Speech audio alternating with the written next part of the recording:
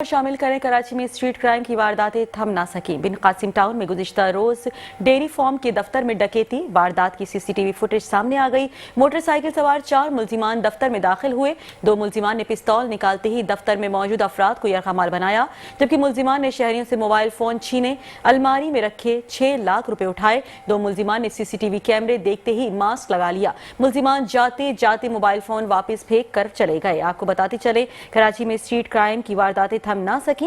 बिन Qasim town में गुज़िश्ता रोज dairy farm के दफ्तर में डकैती हुई। वारदात की सीसीटीवी फुटेज सामने आ गई, जबकि मोटरसाइकिल सवार 4 मुल्जिमान दफ्तर में दाखिल हुए। 2 मुल्जिमान ने पिस्तौल निकालते ही दफ्तर में मौजूद अफराद को यरगमाल बना लिया। मुल्जिमान ने शहरियों से मोबाइल फोन छीने, जबकि अलमारी में रखे 6 लाख रुपए भी उठा लिए। इसी हवाले से कुछ मजीद बात करेंगे नुमाइंदा metro one news Arif Bangash से। आरिफ बंगश, आगाह कीजिएगा। शहर में जो स्ट्रीट क्राइम का सिलसिला है वो थम ना सका। बिन कासिम में गुज़िश्ता रोज डेयरी फार्म के दफ्तर में डकैती की वारदात हुई है। वारदात की CCTV footage metro one news को मौसूल हो चुकी है। मोटरसाइकिल सवार 4 मुल्जिमान दफ्तर में दाखिल हुए। 2 मुल्जिमान ने पिस्तौल निकालते ही दफ्तर में मौजूद अफराद को यरगमाल बना लिया। मुल्जिमान ने शहरियों से मोबाइल फोन छीने।